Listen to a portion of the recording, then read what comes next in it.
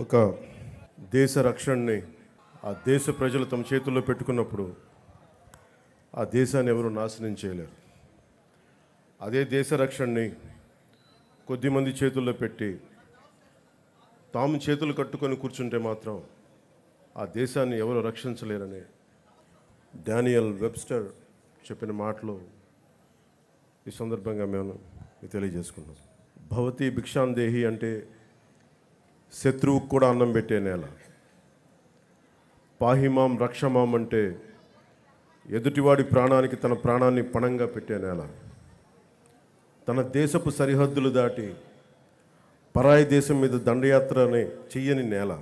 అలాంటి నేల మీద ముష్కర మూకలు దండయాత్రలు చేసిన ఈస్ట్ ఇండియా కంపెనీ, బ్రిటిష్ సామ్రాజ్యవాదులు ఈ నేల సంపదలని కొల్లగొట్టిన వర్తమానంలో నియంతృత్వ ధోరణితో ప్రజా జీవితాన్ని అస్తవ్యస్తం చేస్తూ ప్రభుత్వ ఖజానాన్ని, ఆస్తుల్ని దోపిడీ చేసిన ఎవ్వరినీ కూడా ఈ దేశ ప్రజలు కాలానుగుణంగా వీరందరికీ చాలా బలమైన గుణపాఠాలు నేర్పారు. అలాంటి ధైర్య సాహసాలతో నిండి ఉన్న నా భారతదేశ ప్రజలకి, నా అన్నదమ్ములకి, నా అక్క చెల్లెళ్ళకి, పెద్దలకి, పిన్నలకి, మహిళలకి, మబ్బుల్లో పరిగెత్తే పిడుగుల్లాంటి యువతీ యువకులకి 78వ స్వాతంత్ర దినోత్సవ శుభాకాంక్షలు. ఈ వేడుకలకు విచ్చేసిన ప్రజాప్రతినిధులు, అధికార అనధికార ప్రముఖులు, జిల్లా ప్రజలందరికీ నా హృదయపూర్వక స్వాతంత్ర దినోత్సవ శుభాకాంక్షలు. ఒక దేశపు ఆర్థిక పురోగతి దానికున్న సహజ వనరులు, మానవ వనరుల కంటే కూడా ఆ దేశాన్ని నడిపిస్తున్న నాయకుల సమర్థత, సమగ్రత, ప్రతిభ, వారి దార్శనికత మీద ఆధారపడి ఉంటుంది అని నాని పాల్కీవాలా గారు చెప్తారు. ఈ 78 ఏళ్ల కాలగమనంలో, అత్యంత కష్టకాలంలో విభజన కల్లోలాలని తట్టుకుంటూ, దేశ సమగ్రతని కాపాడుకుంటూ, డ్యాములు కట్టి, కాలువలు తవ్వి, హరిత విప్లవం కోసం రంగం సిద్ధం చేసిన పండిట్ జవహర్లాల్ నెహ్రూ గారు ఉన్నారు. జై జవాన్ జై కిసాన్ నినాదంతో దేశాన్ని ముందుకు నడిపించిన శ్రీ లాల్ బహదూర్ శాస్త్రి గారు ఉన్నారు.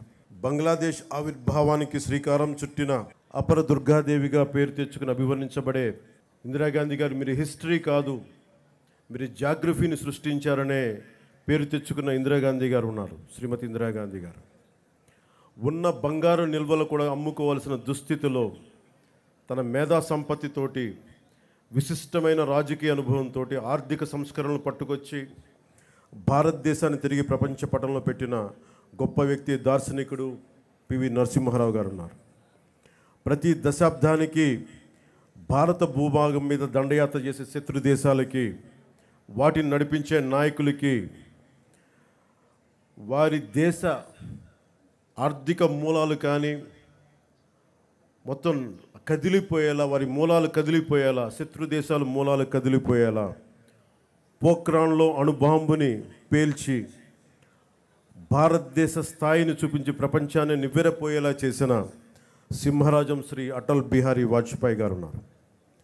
ఆ తర్వాత కాలంలో కశ్మీర్ నుండి కోయంబత్తూర్ వరకు ఉగ్రవాదుల పేలుళ్ళు, గోకుల్ చాట్ పేలుళ్ళు, పార్లమెంట్ మీద దాడులు, ముంబై మహానగరాన్ని పట్టుమని 10 మంది ఉగ్రవాదులు దాడి చేస్తే తిరిగి అంతా దేశం అల్లకల్లోలం అయిపోయిన సమయంలో, అసలు ఈ దేశం పోఖ్రాన్ను అణుబాంబు పేల్చినా కూడా ఈ దౌర్భాగ్యమైన పరిస్థితి ఏంటి అని అనుకున్న సమయంలో, పాత తరం నాయకుల్లా కాదు, మా దేశం మీద దాడి చేస్తే,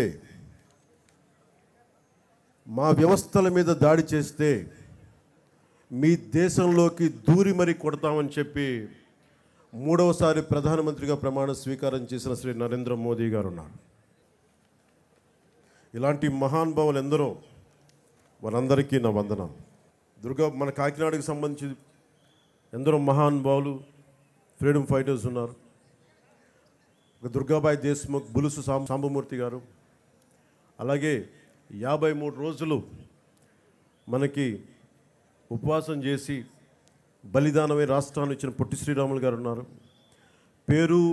పేరు లేని ఊరు లేని ఎందరో ఫ్రీడమ్ ఫైటర్సు, స్వాతంత్ర సమరయోధులు వారి త్యాగాల్ని ఇది గుర్తు చేసుకునే సమయం. ఎన్ని కోట్ల మంది త్యాగాలు చేశారు. ఒక 19 ఏళ్ల ఖుదీరామ్ బోస్, 23 ఏళ్ల భగత్ సింగ్, 13 ఏళ్ల రాణి గుయిడిని, వారందరికీ అంత చిన్న వయసులో చనిపోవడానికి ఏ అవసరం ఉంది? పుట్టబోయే తరాల సానుభూతితోటి బాగుండాలని ఒకే ఒక కోరిక వారిని బలిదానాలు చేసేలా చేసింది. మనం ఎవరి త్యాగాల మీద, బలిదానాల మీద మనం బతుకుతున్నామో వారిని గుర్తు తెచ్చుకోవడానికి, బాధ్యతగా భవిష్యత్ తరాలకి మనం అదే భవిష్యత్తుని, బలమైన భవిష్యత్తుని ఇవ్వడానికి ఇది ఈ రోజుని మనం తీసుకుంటాం. ఆ దేశభక్తే మమ్మల్ని ఈ రోజున ఇక్కడ ఇలా నిలబెట్టింది.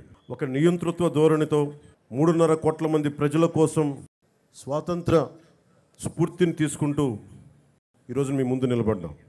ఇదే రోజున సంవత్సరం కరెక్ట్గా 78 సంవత్సరాల క్రితం ఇంకా మన పక్కనున్న తెలంగాణకి ఇంకా స్వాతంత్రం రాలా. నెహ్రూ గారు ఎర్రకోట మీద జెండా ఎగరేస్తున్నప్పుడు పక్కనున్న పంజాబ్లో వేలాది మంది ఆడపడుచుల మానాలకి అవమానం జరిగింది. మన పక్కనున్న తెలంగాణలో రజాకారులు అర్ధనగ్నంగా ఆడపడుచుల్ని బతుకమ్మాడించిన పరిస్థితులు. అలాంటి పరిస్థితులను తట్టుకొని పాకిస్తాన్, తూర్పు పాకిస్తాన్గా 2 విడిపోయి ఇప్పుడు ప్రస్తుత బంగ్లాదేశ్ విడిపోతూ ఎన్ని లక్షలాది మిలియన్స్ ఆఫ్ పీపుల్ రోడ్ల మీద పడిపోయి ఉన్న ఊరిని, సొంత ఊరిని, ఇళ్ళని వదిలేసి కాందీసుకులుగా ఏర్పడ్డారు. వారి బలిదానాల మీద ఈ దేశం నిర్మించబడింది. వారి బలిదానాలను గుర్తు తెచ్చుకునే రోజు ఇది. మనందరం ఆనందించే రోజు కంటే కూడా ఎంత బాధ్యత ఉండాలని గుర్తుకు పెట్టే రోజు. అలాంటి బాధ్యతే ఈ రోజున మిమ్మల్ని ఈ వేదిక ముందు నిలబెట్టింది. 1923 కాకినాడలో జరిగిన భారతీయ జాతీయ కాంగ్రెస్ మహాసభలు జిల్లా వేదికగా జరిగిన ఒక అపురూప ఘట్టం. గాంధీజీ గారి పిలుపు మేరకు జిల్లా ప్రజలు చొల్లంగి, ఉప్పాడ తీరంలో నిర్వహించిన ఉప్పు సత్యాగ్రహం బ్రిటిష్ పాలకుల్ని గడగడలాడించింది.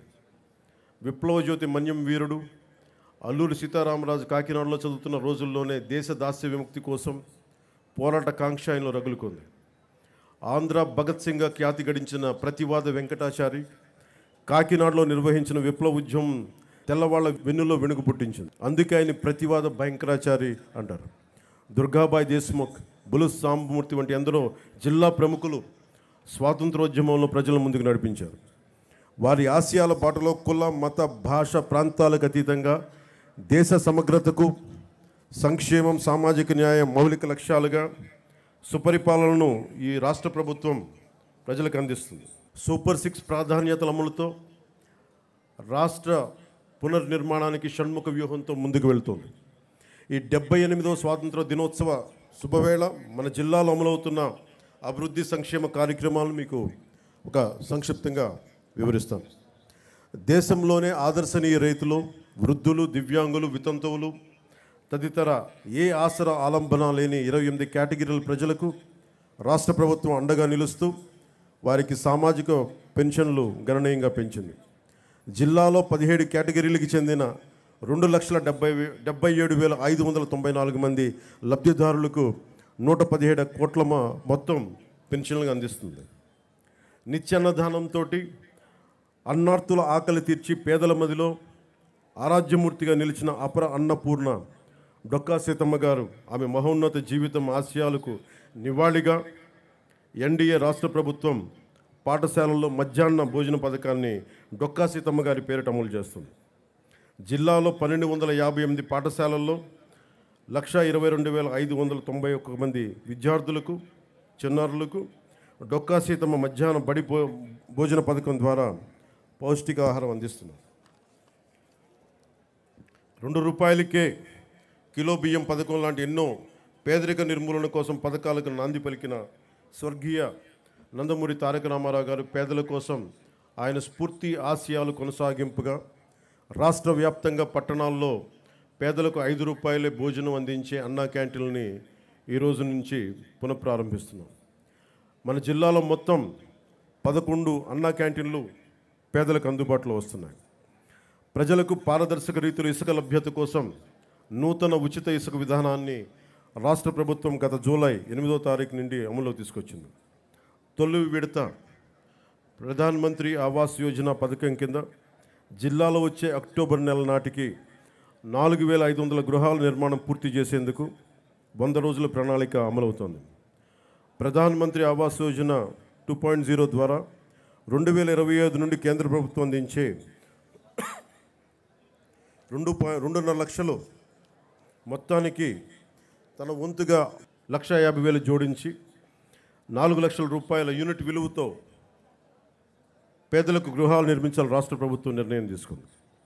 అలాగే పేదలకు గ్రామీణ ప్రాంతాల్లో 3 సెంట్లు, పట్టణ ప్రాంతాల్లో 2 సెంట్లు నివాసన స్థలాలు మంజూరుకు నిర్ణయించింది తెలియజేసేందుకు చాలా సంతోషిస్తున్నాం. 2014-2019 వరకు జిల్లాలో ఇల్లు నిర్మించుకున్న లబ్ధిదారులకు పెండింగ్ ఉన్న బిల్లులకు సుమారు 49 కోట్ల రూపాయలు బకాయిలను చెల్లించేందుకు ప్రభుత్వం విధి విధానాలను రూపొందిస్తుంది. జిల్లాలో టిడ్కో ద్వారా 529 కోట్ల నిధులతోటి 7,228 ఇళ్లను 5 ఏళ్ల క్రితమే నిర్మించగా 3,582 ఇళ్లను లబ్ధిదారులకు అందజేయడం జరిగింది. మిగిలిన ఇళ్ల రిజిస్ట్రేషన్, మోర్గేజ్ పూర్తి చేసి త్వరలోనే డ్రైన్లు, తాగునీటి సరఫరా తదితర అన్ని మౌలిక వసతులతోటి లబ్ధిదారులకు అప్పగిస్తాం. కాకినాడ పర్లోపేట సైట్ బిలో మరో 904 ఇళ్లని ఇచ్చే డిసెంబర్ నాటికి నిర్మించి లబ్ధిదారులకు అందజేస్తాం. నిత్యావసర సరుకుల ధరల పెరుగుదల భారం తగ్గించేందుకు జిల్లా వ్యాప్తంగా 37 ప్రత్యేక కౌంటర్లు ఏర్పాటు చేసి ప్రజలకు నాణ్యమైన బియ్యం, కందిపప్పును తక్కువ ధరలో అందుబాటులో ఉంచాం. జిల్లాలో ఈ ఖరీఫ్ సీజన్ పంటల సాగుకు 4,251 కోట్ల మొత్తాన్ని పంట రుణాలకు గాను, 2,425 కోట్ల మొత్తాన్ని టర్మ్ లోన్లు గాను రైతులకు అందించేందుకు నిర్దేశించుకున్న లక్ష్యానికి గాను ఇప్పటివరకు 3,961 కోట్ల రూపాయల మేరకు రుణాలు కల్పించింది. కౌలు రైతులకు 59 కోట్ల మొత్తాన్ని రుణాలుగా అందించాం.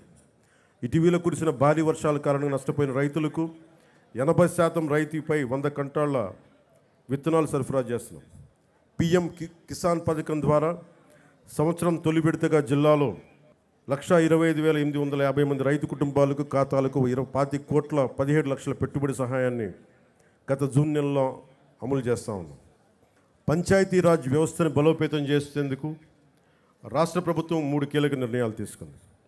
వీటిలో మొదటిది గ్రామ పంచాయతీలకు ఆర్థిక పరిపుష్టి, సర్పంచ్ వ్యవస్థకు గౌరవం పునర్ప్రతిష్ఠించడం, నిధులు కొరత ఉన్న కొద్ది నిధులను గత ప్రభుత్వం ఇతర అవసరాలకు మళ్లించడం కారణంగా గ్రామ పంచాయతీలకు ప్రజలకు కనీస సౌకర్యాలు కల్పించలేని దీనస్థితికి చేరాయి.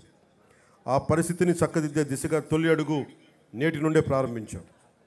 జాతి సగర్వంగా చెప్పుకునే స్వాతంత్ర గణతంత్ర దినోత్సవాలను నిర్వహించేందుకు గత 34 ఏళ్లుగా చిన్న పంచాయతీలు కేవలం 100 రూపాయలు, పెద్ద పంచాయతీలకు 200 రూపాయలు మాత్రమే ఇవ్వడం జరుగుతూ ఉంది.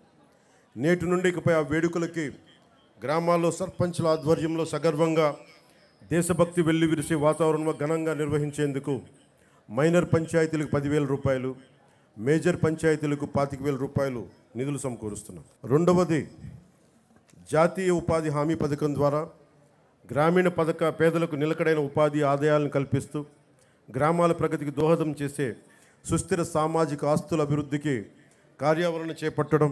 అందులో భాగంగా జాతీయ ఉపాధి హామీ పథకం నిధులతో తమ పంచాయతీల్లో చేపట్టవలసిన ప్రయోగకరమైన పనులపై సర్పంచులు, స్థానిక ప్రజాప్రతినిధులు, ప్రజలు సమాలోచన చేసి తీర్మానాలు చేయాలని సూచించి రాష్ట్రంలో 13,326 గ్రామ పంచాయతీలన్నింటిలోనూ ఒకే రోజున గ్రామ సభలు నిర్వహిస్తున్నాం.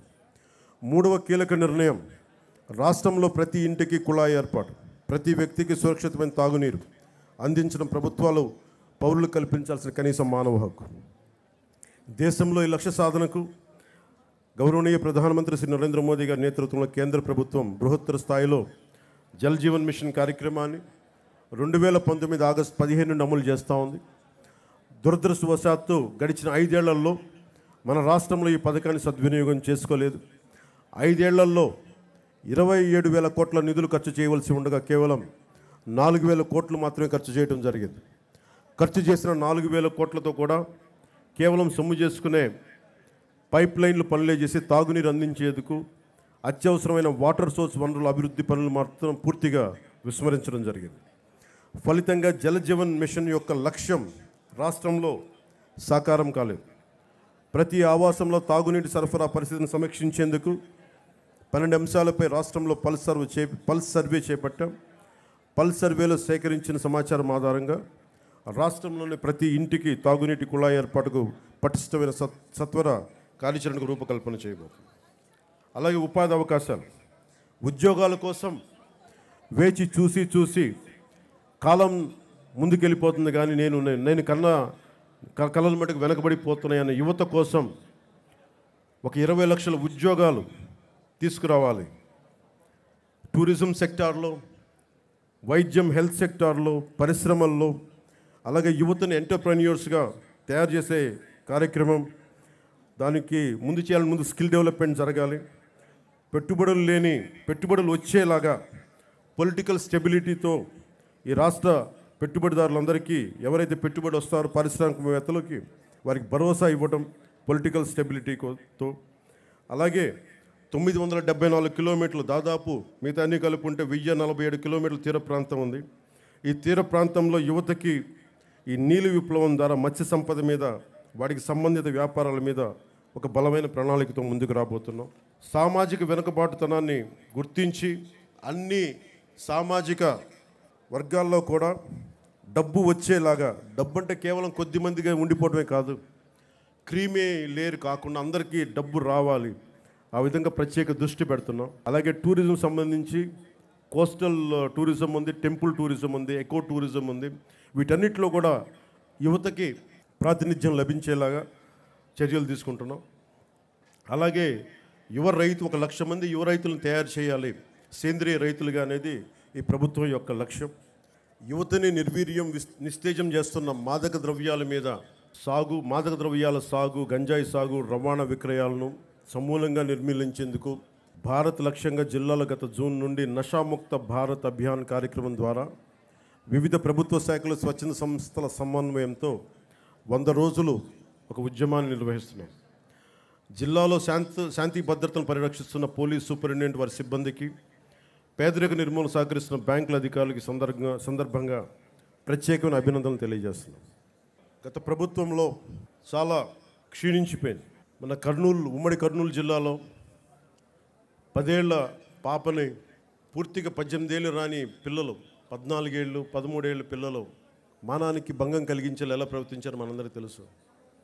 14 ఏళ్ళ సుగాలి ప్రీతికి స్కూల్కి వెళ్ళిన సుగాలి ప్రీతి తిరిగి ఇంటికి రాలేదు, శవమై తిరిగి వచ్చింది. ఎటు చూసిన గత ప్రభుత్వ కాలంలో లా అండ్ ఆర్డర్ చాలా బలహీనపడిపోయింది, నిర్లక్ష్యం చేయబడ్డాయి విల్ఫుల్గా.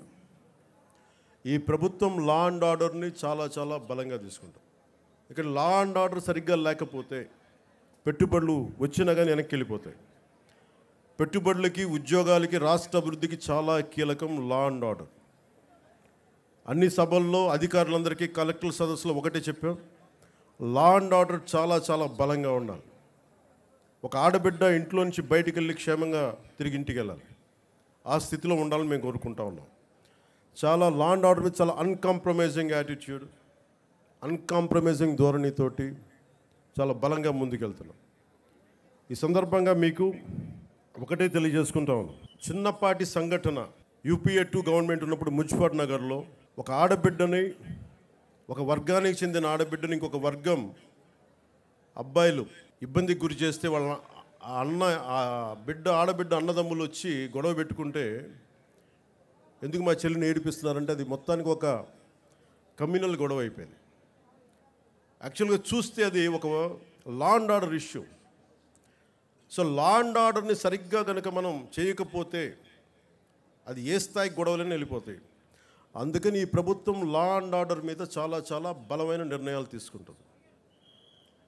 సోషల్ మీడియాలో పోస్టుల దగ్గర నుంచి బయట విచ్చలవిడిగా మాట్లాడేవాళ్ళు, ఆడబిడ్డల మాన ప్రాణాలని ఇబ్బంది పెట్టేవాళ్ళు, దాడులు చేసేవాళ్ళు, దౌర్జన్యాలు చేసేవాళ్ళు కొంచెం జాగ్రత్తగా ఉండాల్సిన సమయం అది.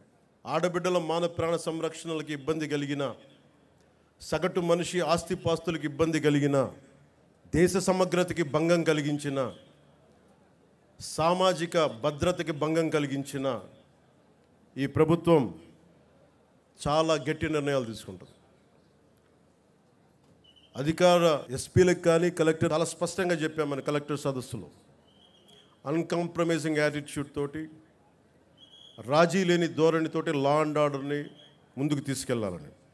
ఈరోజు రాష్ట్రం లోతుకెళ్ళి చూస్తే, గతంలో కూడా తెలుసు, లోతుకెళ్ళి చూస్తే ఏ స్థాయిలో ఆర్థిక వ్యవస్థ ఉందంటే చిన్న భిన్నం అయిపోయింది. వేలాది కోట్లు, 4,000 కోట్లతోటి పంచాయతీరాజ్ మేము జల్ జీవన్ మిషన్కి నిర్మించామని చెప్తే పైపులు వేశారు, కానీ ఆ పైపులకి సంబంధించిన వాటర్ సోర్స్ ఇవ్వలేదు.